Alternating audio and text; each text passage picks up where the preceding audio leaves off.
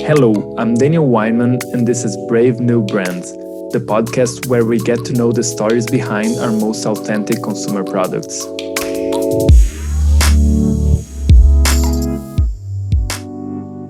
And today we have David Roger. David is a 30 under 30 Forbes entrepreneur and co-founder and CEO at Felix Gray, the revolutionary eyewear brand that utilizes blue light technology to protect your eyes from the glare of your computer screen. I hope you enjoy it. Let's check it out. Hey David, how are you, man? Good. How are you? Good. Thank you so much for accepting our invitation, man. Maybe we should just kick it off because the idea is for us to chat freely here and we just started doing it. Sure. I read you've been a music DJ for a radio program. Is that right? Yeah, that's right. Back in college, my friend and I hosted. We were new to it, so we got the late night spot. So we were like 11 p.m. to 2 a.m.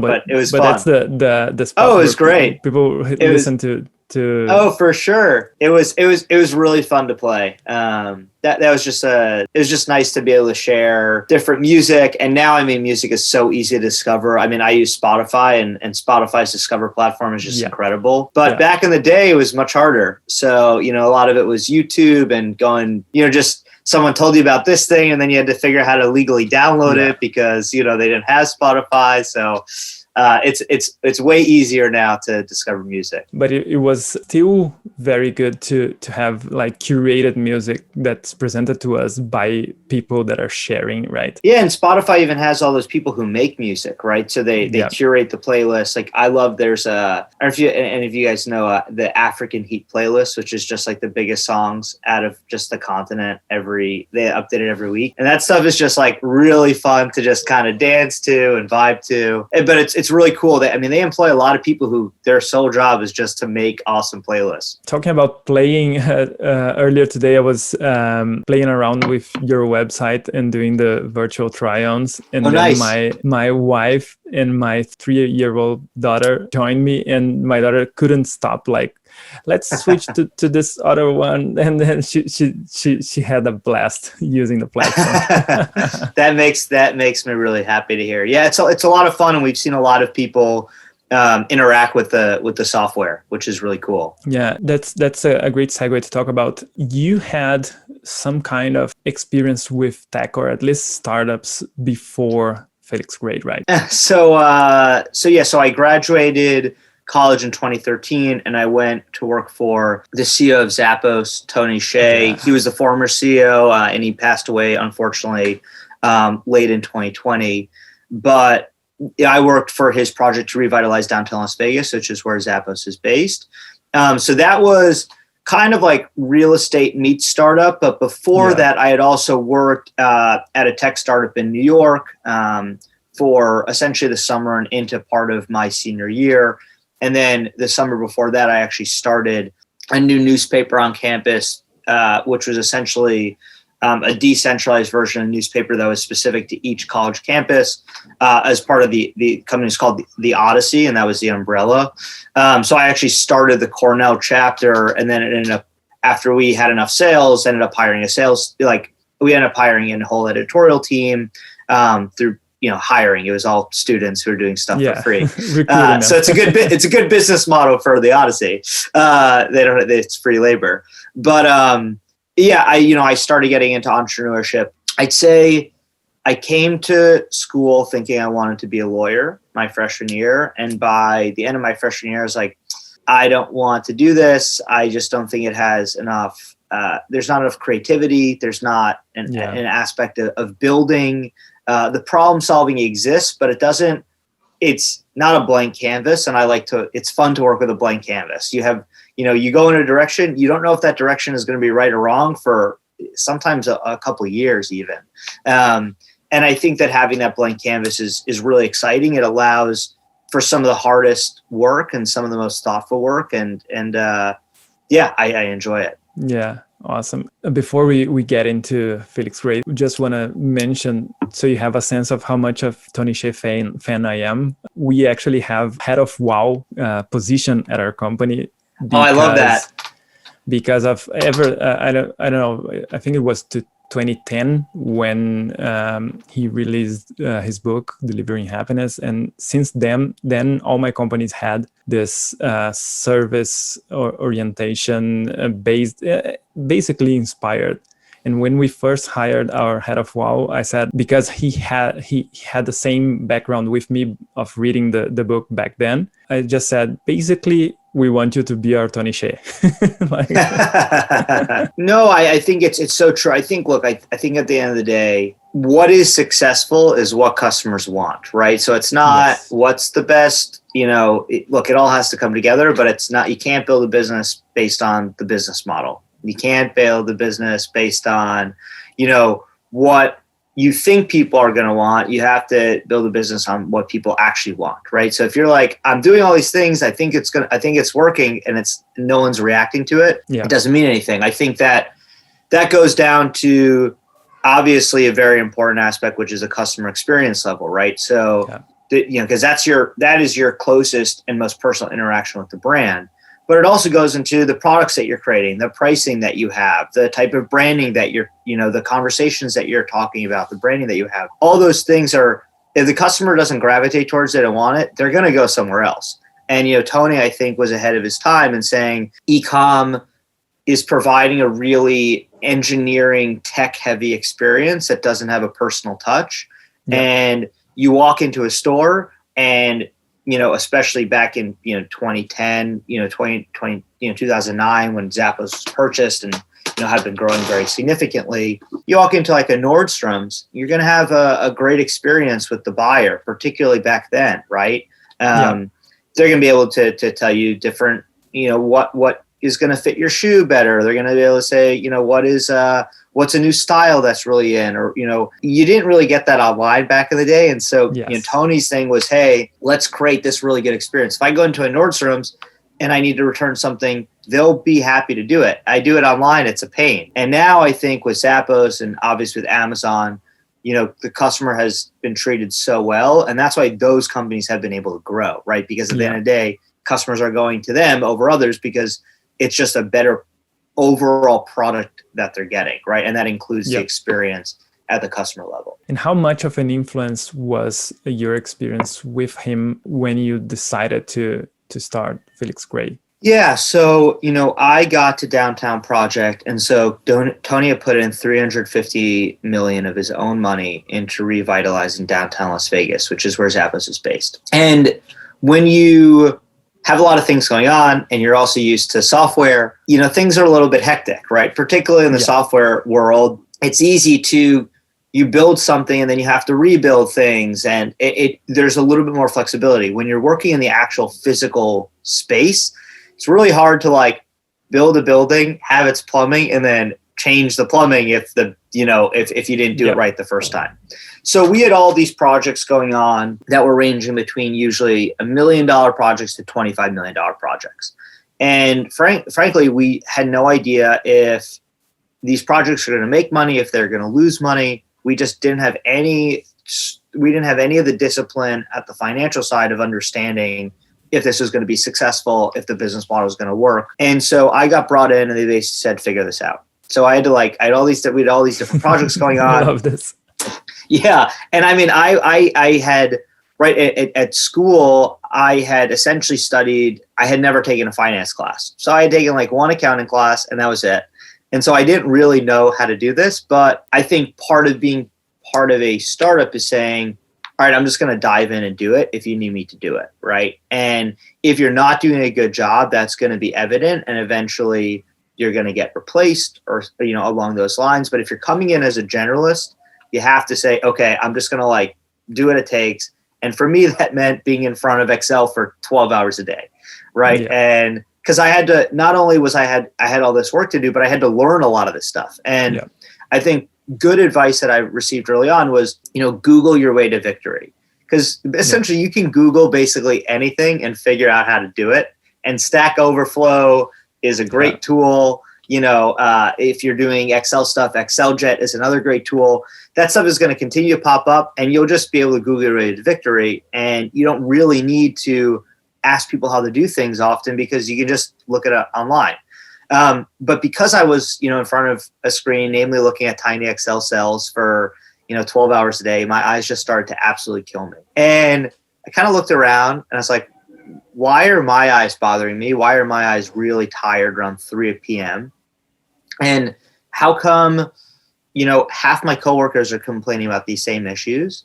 And, half the people I know that I'm friends with that are now in jobs across industries, whether they're at a creative agency as a graphic designer, or they're in an investment bank, they're a programmer, whatever it is, half my friends are complaining about these same issues. So I started digging in, talking to optometrists and ophthalmologists, and learned that a lot of this has to do with what screens produce, namely blue light and glare, right? So blue light's high energy light that comes off screens, glare's unnecessary feedback that enters into our eye.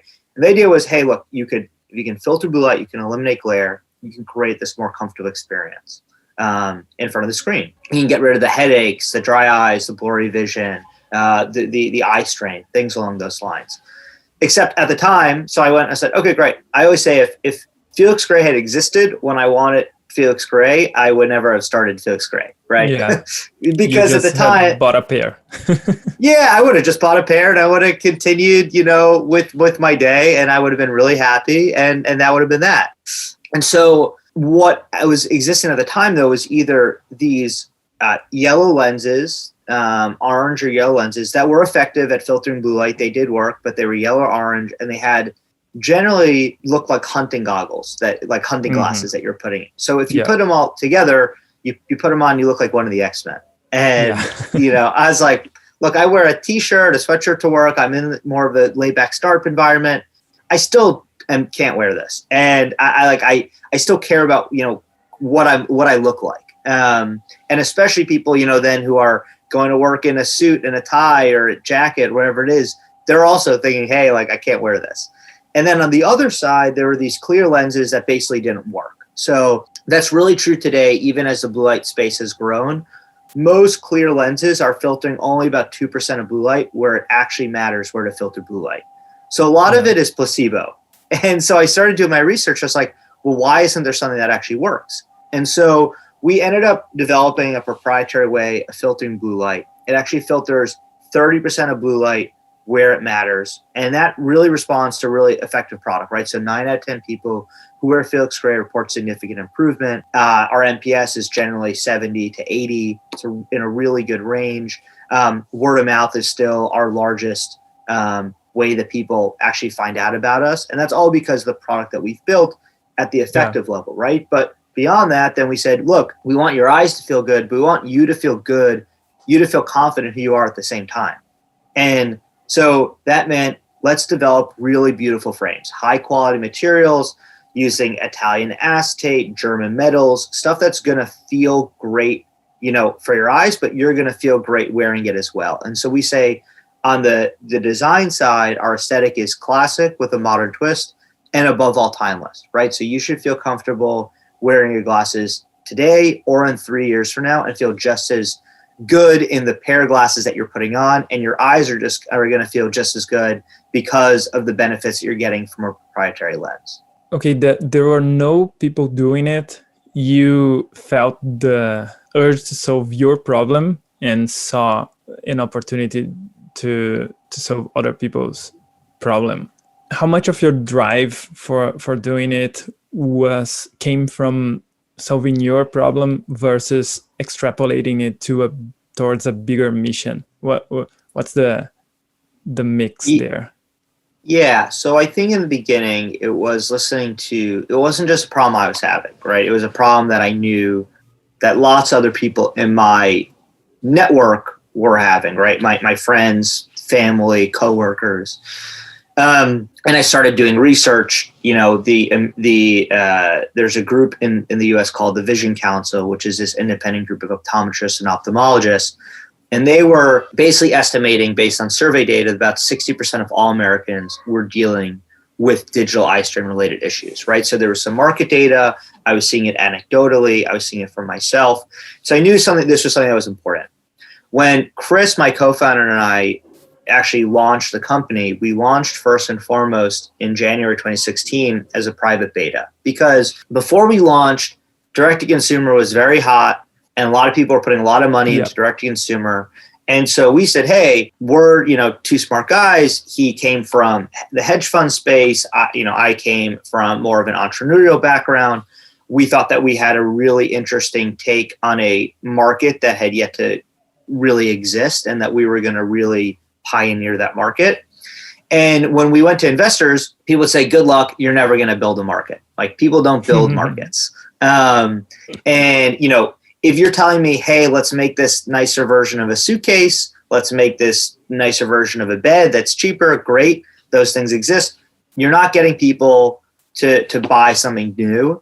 And particularly when we first launched, we were just selling non-prescription glasses, right? So if you had contacts or you had 20/20, you could wear Felix Gray, but if you had a prescription, you couldn't. In 2018, we launched prescription, but for the first couple of years of our existence, it was only non-prescription. So people said, you're not going to get people to change your behavior. People who don't wear glasses are not going to wear glasses. And we thought the problem was big enough that if you called out the problem and explained why you're dealing with these negative issues and providing a product that really actually worked in solving the problem and also looked really good, that you were going to end up creating that market. And that was something that was living right underneath the surface and no one had addressed yet. And when we actually launched in this beta, we actually we worked with 25 offices around New York City, work with about 1,000 employees, and we go into these offices and we give that company, their employees, up to 50 of them could try Felix Gray for 2 weeks. And at the end, they could purchase out of their own pocket or they could return them. And we were seeing about 1 in 3 people were buying, and they had no idea what blue light was. They had no idea what Felix Gray was. They just said, hey, this works. And then we had even more people. We'd pick them up every other Friday, and we'd have people email us back on like a Tuesday saying, hey, I wore them all. I didn't wear these on Monday and my eyes are killing me now. Can you come back so I can buy them? And so we knew we had something there, right? I think over time, what's important though is I think we're in an interesting category where a lot of people are entering into a crowded space to begin with. They have to define what their mission is, their purpose is. We really came from it from a product and solution standpoint first. But over time, we did soul searching to say, well, what do we really stand for? And for us, our purpose is to improve the relationship between people and their technology, right? Mm-hmm. And we believe that if we're able to do that, that we can empower people to live happier, healthier, and more productive, like they can be happier, healthier, and more productive lives in today's screen-filled world, right? And so that's really important to us. If we're improving your relationship with technology, you're then empowered to feel happier because your eyes don't kill you. You're able to feel more productive because you can do that extra 2 hours of work that you need to get done without feeling actually absolutely exhausted. And we think that is really important. And when we look at the landscape today in general, health and wellness is a $4 trillion industry, right? People care about feeling healthier because it lets them feel happier. It lets them feel more productive. It makes them feel better. And it's a new take on how we should live our lives. So we care about the food that we put into our bodies. We care about the exercise that we do. We care about the type of sleep that we get. And yet then we sit in front of our desks for 10, 12 hours a day and then go on our couch and watch Netflix or on our phones on, answering email or on Instagram or TikTok. And we know that that's like the not healthy part of our day, right? But that's a lot of our day. And so for us, the advice that people always say is, here are ways to be in front of the screen less. While that's great, and it's great to obviously take breaks, go outside into nature. I'm a big believer in going into the outdoors. I go into the outdoors almost every day. I whether it's for a bike ride or I'm skiing in the winter or whatever it is, hiking in the summer, I'm still I still have a job. I still can't just not be in front of a screen. I also enjoy being in front of my screen. I like watching movies at night. I like, scrolling through Instagram. And so I think it's important for us to say, well, how can we build products that will help you have a healthy relationship with your screens during that time? Because that time is still important. It's necessary for your livelihood. And it's also a lot of times a serious form of entertainment, which people want.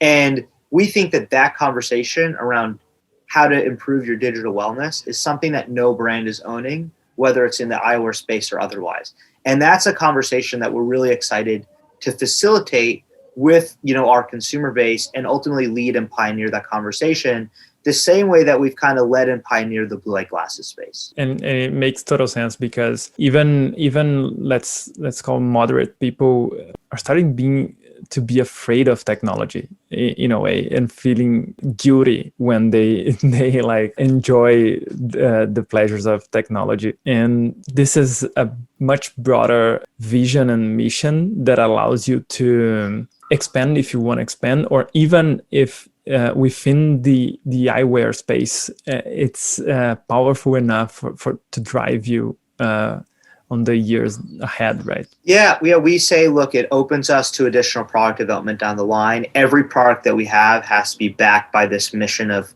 is it helping improve the relationship between people and technology? We do that through eyewear, and we do that through eye health right now. But that doesn't mean that we're confined to that space. It just means but right now it is important that we stay focused on that space. But I think more importantly than that is that conversation is something that is important. And generally at this point, the way that we view brands is there's a human element to a brand, right? Brands should feel authentic. Brands should feel like you're actually able to have a conversation, because now with the platforms that exist, particularly through social media and through really strong customer experience teams, you can actually have a two-way conversation with that brand. Yeah. And so for us, being able to participate and facilitate that conversation is something that's really important. And it allows us to go beyond just a product. Even though we have a proprietary product that is more effective, that's not the end all be all. It's really important to also have an aspirational lifestyle orientation so that customers can really understand, okay, what do you stand for beyond just having really amazing technology? Yeah, that's wonderful. I wanted to unpack a few lessons I think we had from what you commented so far. One of the goals of this podcast is to help people to start their own DTC brand or startups and this kind of thing. The first thing I wanted to comment on, and then ask your perspective around it, is the scratching your own itch, and that part of the start, which is similar to my entrepreneurial profile, is like reluctantly scratching my own itch because when, for example, I've started a crowdfunding platform here in Brazil that grew to become the biggest crowdfunding platform in Latin America. But when I started, a co-founder of mine always makes this joke. He says, Daniel started the crowdfunding platform because he wanted to record a CD. and that's true in a lot of ways, because I wanted to be able to crowdfund my projects, not necessarily a CD. Then I ended up creating a startup around it and impacting the culture of our country in a positive way. But it was I wasn't looking to solve this directly, but I felt a very strong calling towards solving this, because I thought and I felt many people would have the same need as I had. And I just wanted to comment on that, because I think there are many people right now with entrepreneurial tendencies that are looking for a product to build, when the product might be in front of them with some product they wish they could buy today. And that's in my opinion one of the best ways to start something. You know so much about the problem when you are your customer, right? Yeah, I think that I think entrepreneurs, one thing is that they're always aware of things that could be better, right? So yeah. I do think, and this is kind of cliche to say, but they're not just accepting of the status quo. They kind of say, okay, like why? They're asking why. Like, why is this happening? And sometimes if they start exploring, they say, oh, it's happening because actually, like, it doesn't make economic sense to do something else. Or, oh, it's happening because there's this, massive, monopoly in this industry. There's all these different things that are whys. And so then you can kind of say, okay, well, why does it have to be? What is that actually enough of a barrier that doesn't allow innovation to happen in that industry? And so I think that entrepreneurs are always looking from a why perspective of why something's happening. Why does there seem to be this inefficiency, and how can they create something that helps? I think then the next thing is then saying, all right, is it just me, or is this a wide enough problem, right? Is this something that can actually turn into a business? And then I think as you're starting to think through building a business, then I always got great advice that is it a feature or is it, a product? Is it a platform, right? If it's just a feature, then someone else is going to end up create like that bigger company that owns that platform will end up just creating that at some point, right? So you get like big enough to make a yeah, exactly. Right. And I think Snapchat has then done a really good job of saying, okay, well, we're going to be a messaging platform. We're actually going to create a really good, AR experience that, customers are going to gravitate towards. So like they took what could have been very easily duplicated and they could have fallen apart. And now Snap, they're at an all-time high in terms of their stock price because their leadership said, okay, well, how do we grow beyond that, right? And so I think that entrepreneurs have to ask themselves all those questions as they're formulating what that looks like. And then they continue to have to ask themselves that question as their space grows. Because you could argue that Felix Gray, at the end of the day, is a feature, right? We are a lens first oriented company. And so there's other blue light lenses out there now. So why would you not go to a bunch of other companies that also sell blue light? Well, early on, we built a product moat where we actually have a proprietary and more effective technology. So that's important. And then we do a really good job. We see ourselves as the most trusted source of blue light in the industry. So we will help customers guide, what is the difference between this and that, right? So there's the product and the education level, which are really important. And then from a brand perspective, there's no eyewear company besides Felix Gray that stands for your digital well-being, right? Yeah. Like, there's big companies in the US. There's Warby Parker, there's Lens Crafters, there's, Zenni Optical. Those are all eyewear companies. They're not blue light companies. They might offer an option, but they don't really know what they're offering. It's not ingrained into their culture, into their organization to actually know, okay, what is the difference between X, Y, and Z? Because it's an extra product that they're adding on. And they're also not standing for this idea of, hey, like we're in front of screens a lot. How can we improve that relationship so you can feel happier, you can feel healthier, you can feel more productive? And we earnestly believe that conversation is something customers want. And that's one of the reasons customers choose Felix Gray over another blue light option. It's not just at the product benefit level, but it's also at this aspirational lifestyle level. Yeah, and you touched on your positioning. You're very specifically and very well positioned in terms of the digital well-being and the blue light filtering. I wanted to point out something that I think it's important for people that are starting a brand and want to position themselves. You probably, and I'm gonna turn this into a question. You probably had to say no to so many opportunities over the course of the story of your story in order to remain positioned this way. In other words, the other companies, they do have a blue light product, but they have a ton of other things. If you wanted to want to remain well positioned, you should not do anything that's not around digital wellness. And blue light depends on what's the biggest position you're targeting. But tell me, do you have examples of things you said no to in order to remain well positioned? Yeah. So I'm a big believer in what I call them North Stars, right? So that we, from a brand perspective, that purpose and proven relationship between people and technology, that comes first, right? And we've actually developed, we have a very significant brand book that has a lot of, our values as a company, our brand values. It has our positioning, and that is something that we can point to and say, okay, does this exist? So an example there is we had someone on the operations team that said, hey, look, mirrored sunglasses are really big. We're starting to launch sun. Why don't we launch a mirrored sun lens? And I said, well, are we, our position when it comes to sunwear is so we actually, if you're filtering blue light in sunwear, you're able to better distinguish between the reds, the greens, and the blues. So the color clarity is really amazing. And then the way that we tie it back to digital wellness, so not only does it have our blue light filtering pigment to do color enhancement, but often a big problem with sunwear is that the polarized lenses can often distort the screen. So I don't know if you've ever experienced that, but it's really good to have polarization when you're, on the water and things like that. Yeah. But if you look at your phone, it's often, kind of scrambled.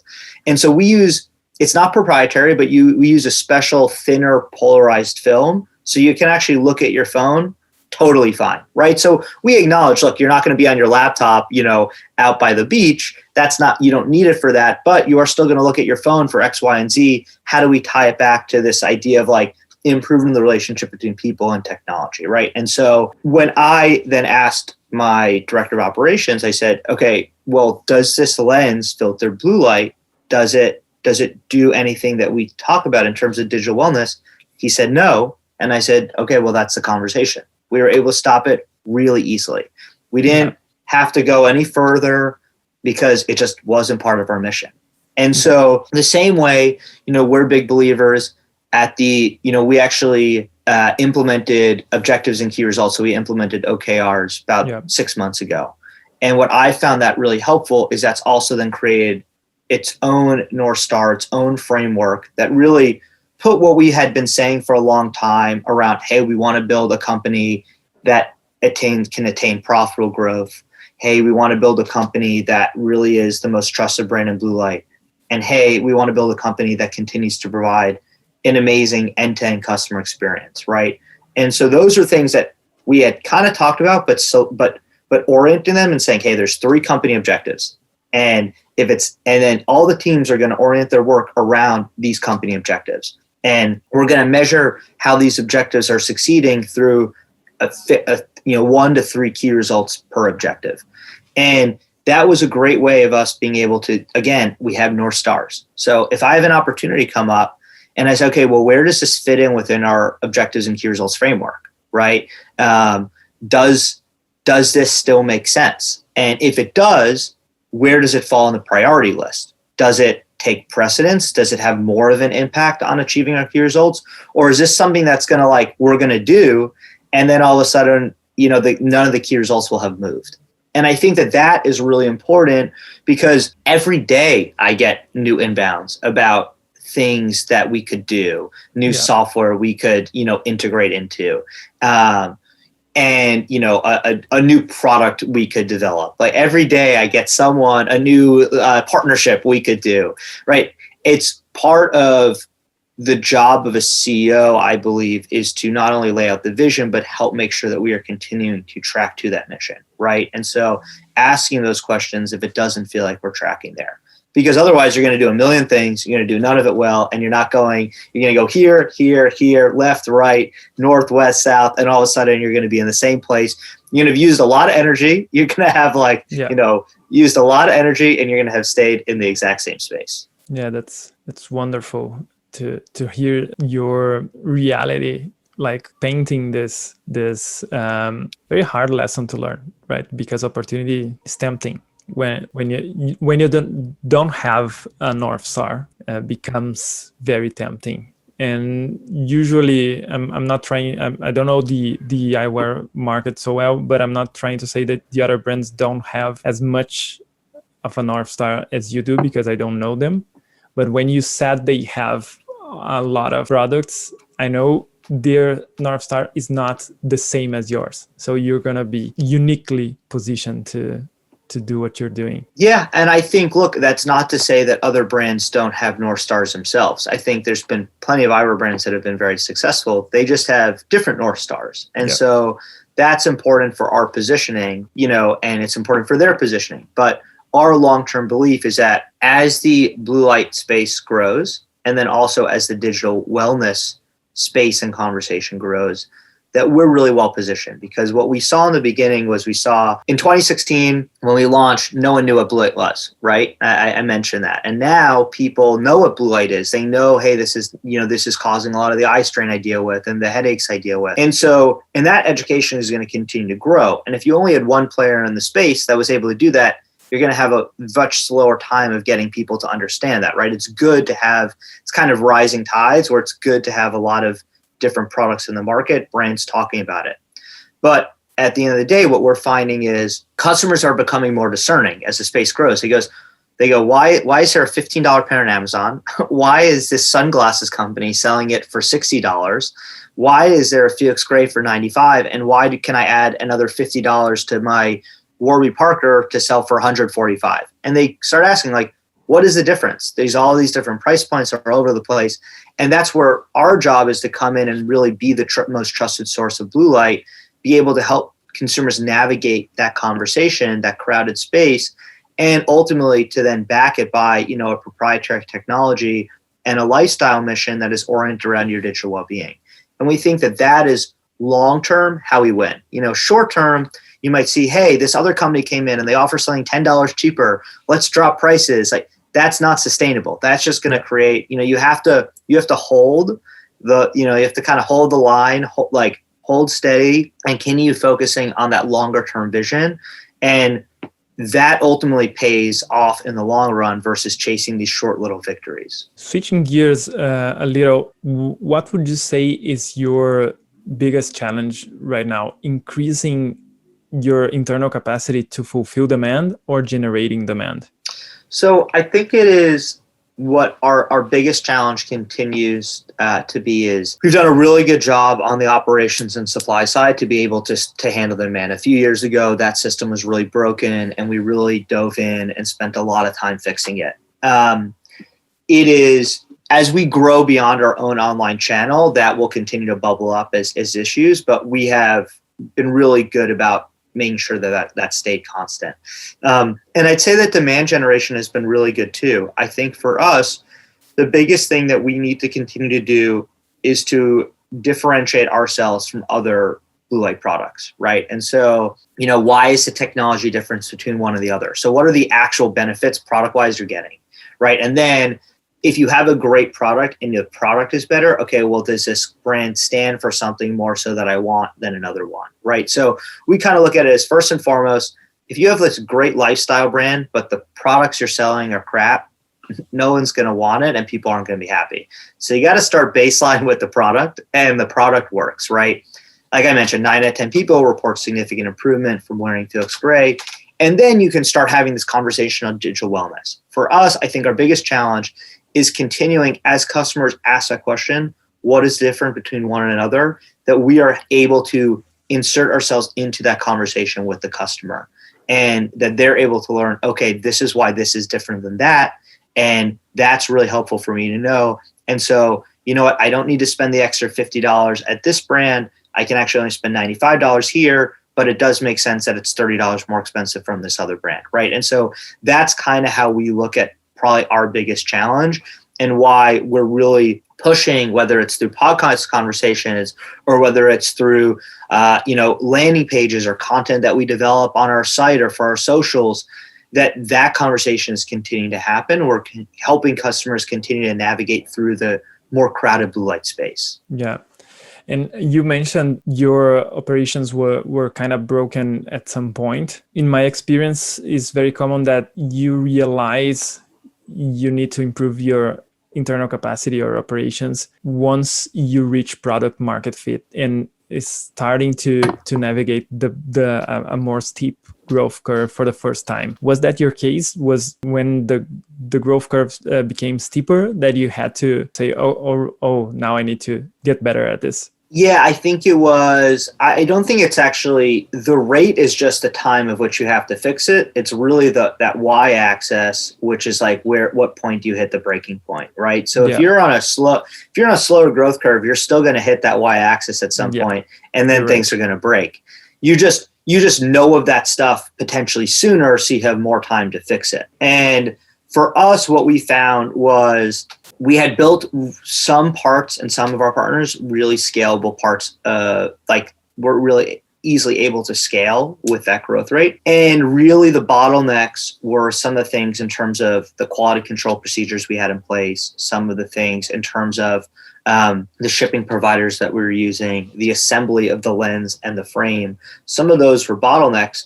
And what you find is that those issues end up affecting the customer experience, right? And so when operations are negatively affecting your customer experience and you can see that reflected in your NPS and you can see that reflected in customer sentiment, that's a problem, right? So we would have, an Instagram out and there'd be 10 comments around, I bought these 3 weeks ago, where are they?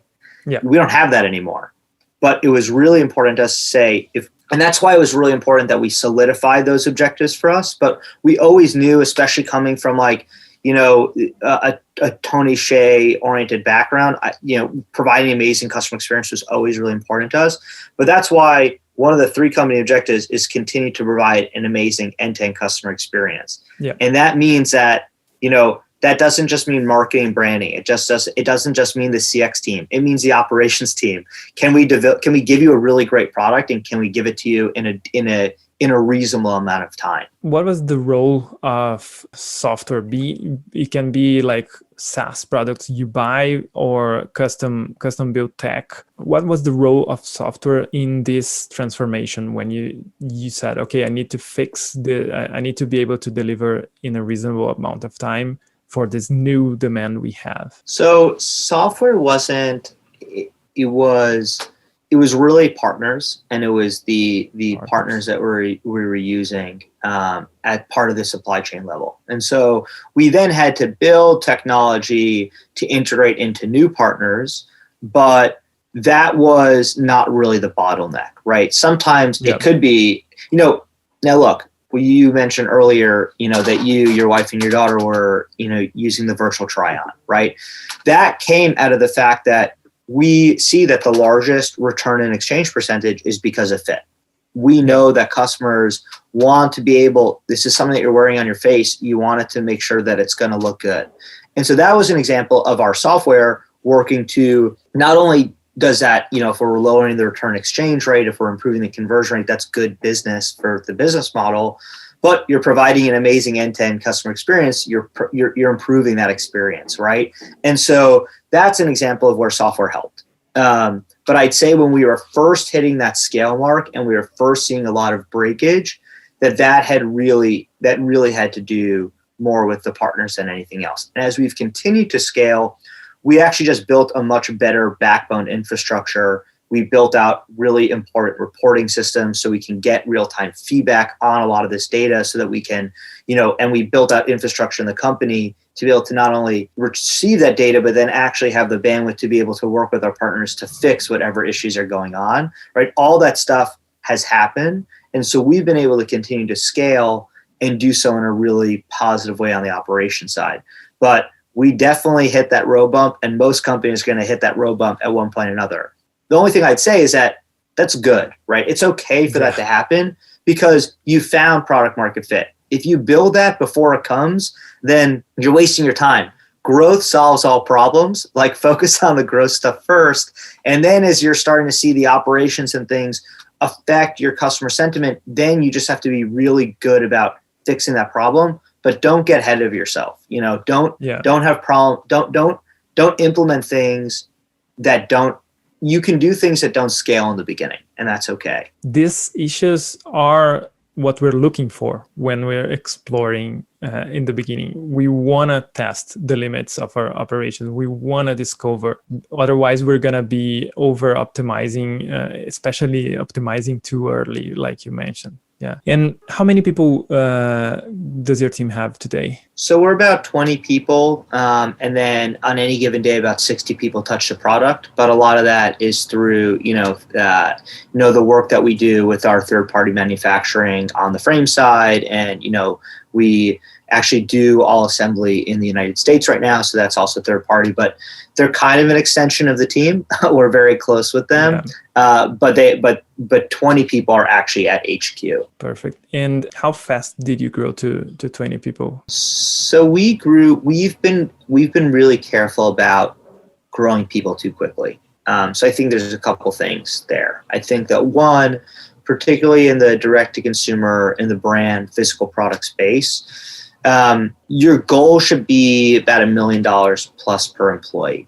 I wouldn't say we're closing in on that, but like that's how I would view it, right? And so you might be at a time period where, hey, you're a little bit less than that, or you're a little bit more than that, but you kind of need to adjust.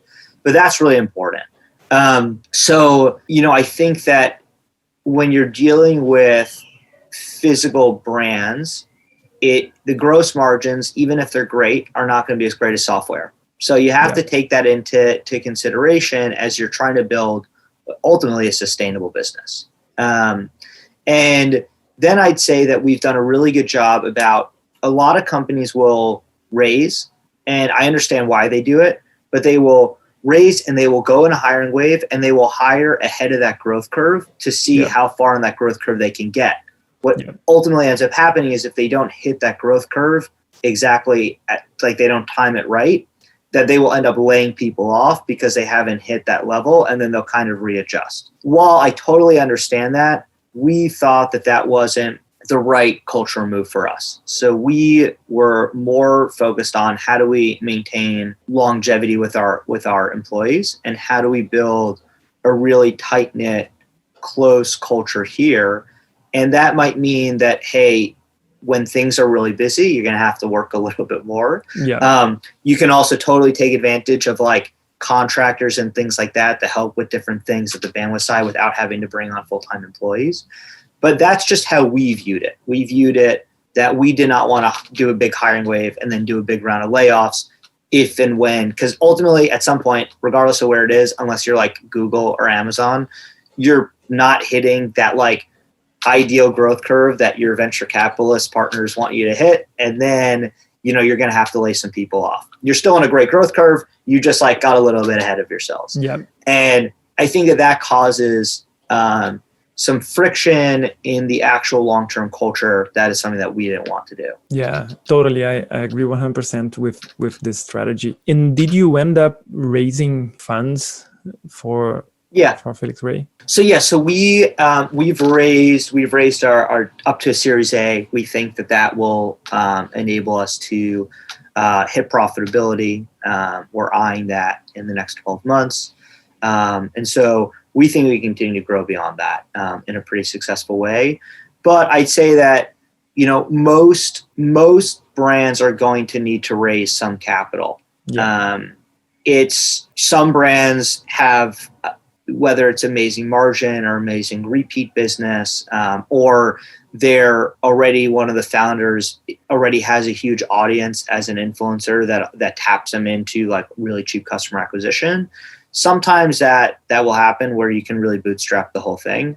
That's not normal. So I'd say usually brands need to raise probably under 10 million is a pretty good place to be.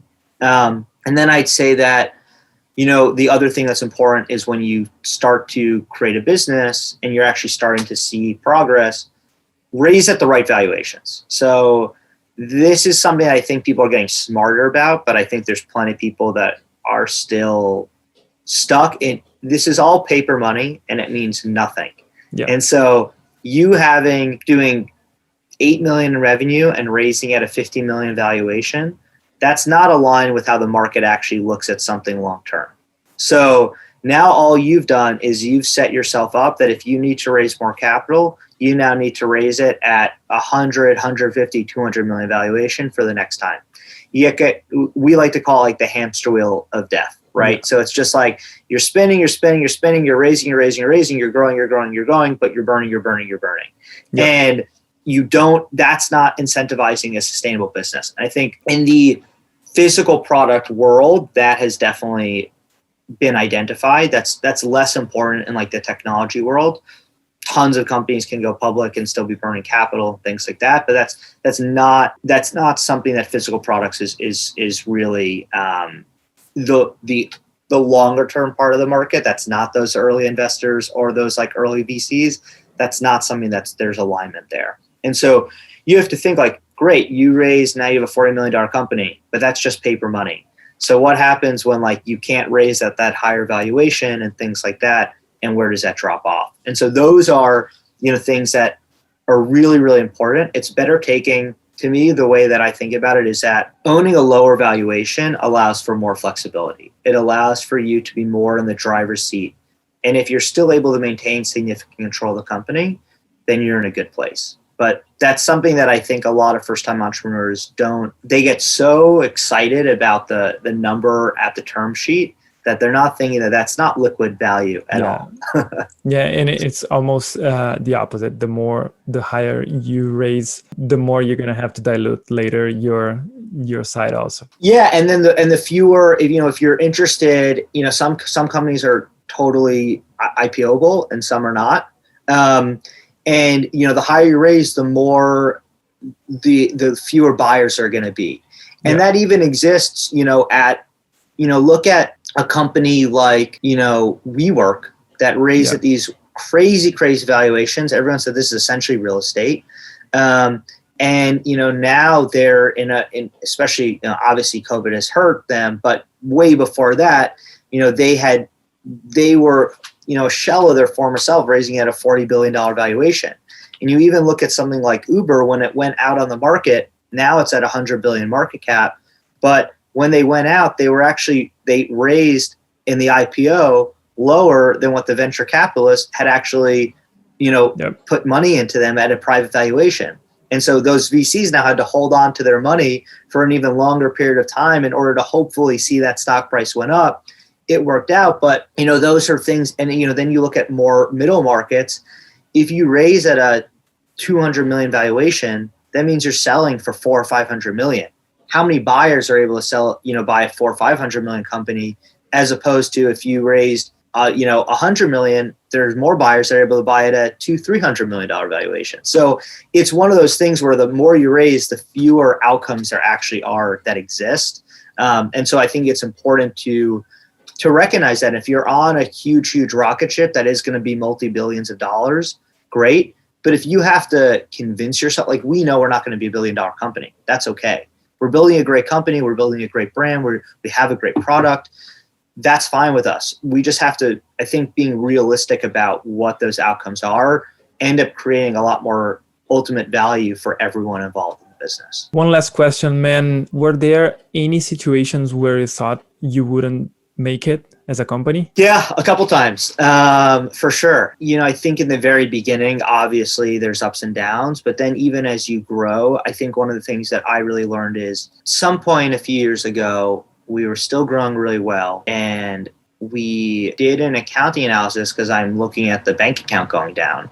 And I'm like, all right, well, we didn't even know our burn, and then we find out, oh my God, we have like 6 months left and we're still growing. And that meant, okay, look, we have to do an emergency fundraise. And, and we were able to do that. And that then ultimately allowed us to do our Series A. And, now we have a lot of that infrastructure in place to actually identify how we're doing growth wise, how we're doing burn wise, all those different things. But, that was almost like a surprise. And then that was a really important lesson in all the boring reporting stuff is really important. It's impressive what our mental projections can create. Yeah, we think, oh, everything's going to be great. Oh, look, we're growing. And then you actually take a look at the numbers and go, oh, okay. So we're still doing great, but you need more cash in order to make sure that you can support that. And, we had, luckily for us, we had not raised crazy amounts of money. We had not raised at crazy high valuations. So we were able to do those things, right? It allowed us the ability to do that. But, I would say that it's really important to have someone who's focused on you will soon, just as we had to build up that operational infrastructure as we hit product market fit, building out that reporting infrastructure and that financial and accounting infrastructure that's the boring stuff that a lot of entrepreneurs, especially CEOs, visionaries, they don't want to, that's not fun, but that stuff is really important. At the end of the day, as CEO, your job is to make sure that there's money in the bank and to make sure that you can continue to grow these operations and continue to execute the team can execute on the vision. But, that's why I think that's something that it's a very boring thing, but it's a really important lesson. David, thank you so much. You're one of those grounded founders that are also creating something huge while at the same time you're grounded. And this is so much of what we need from entrepreneurs. So thank you for sharing your experience and your story with us, man. Daniel, I appreciate the time. This is really fun. Thank you so much, man. Hopefully talk soon. Yeah, sounds good. Bye-bye. I'm Daniel Weinmann, and this was Brave New Brands. I hope you had a great time and were able to learn a lot during this conversation. Please follow me on YouTube, LinkedIn, and subscribe to the podcast on your favorite streaming service. I'll talk to you soon. Bye-bye.